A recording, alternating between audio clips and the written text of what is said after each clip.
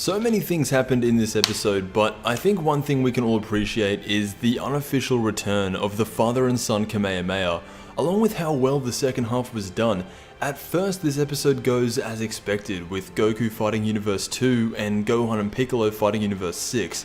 Each of these universes is down to their last life. If they lose, their universe will disappear. When we look at the Namekians, it turns out the reason they're so strong is because just before the tournament began, the people of Namek in Universe 6 all decided to come together and willingly fuse their power into these two Namekians we see here, and that is why they're able to keep up with Gohan and actually push him into using his ultimate form. Now, throughout this episode, we are constantly switching between Goku's fight with Universe 2 and Gohan's fight with Universe 6. For the most part, Goku's fight is pretty standard, but that is until they create this, a black hole. This attack is pretty interesting. It doesn't explode when it contacts you and knocks you out.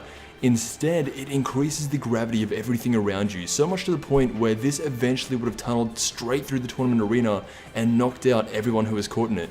But while he's trapped in this, Goku says something that really resonates with his character, and this is a part of the reason I like Goku so much. This entire time, Universe 2 is going on about love. They do not stop talking about it, and then Goku says, "The power of love is great, but I prefer guts," as he ups it to Super Saiyan Blue and fires a Kamehameha that will go on to end Universe 2. While this is going on, Gohan is technically fighting against the entire Namekian race at once by himself, and as soon as Goku knocks off Universe 2 with his Kamehameha, so does Gohan, and for the first time in this tournament we have two universes knocked out at the same time. Universe 2 and Universe 6 are about to be eliminated. In one sense, this is really good. It means the Tournament of Power is progressing and Universe 2 is finally going away.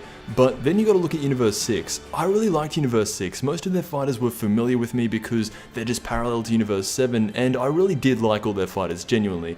But them getting erased isn't the saddest part. Dragonball Super plays this really well. These are characters that we don't really know that much about, but when they leave, it still feels impactful, like we're losing a part of what made Dragonball Super. When Dragonball Super first branched off and did its own thing, it started with Universe 6. Now, Beerus is Champa's brother, and this was coming. There can only be one winner, and as soon as this tournament was announced, I have been waiting to see how either brother would react to losing one of their own. And it starts by Champa looking over to Beerus. Beerus is pretending not to care, his back is turned, it's classic Beerus. And the final thing Champa does in his last moments alive was stick his tongue out and not say anything.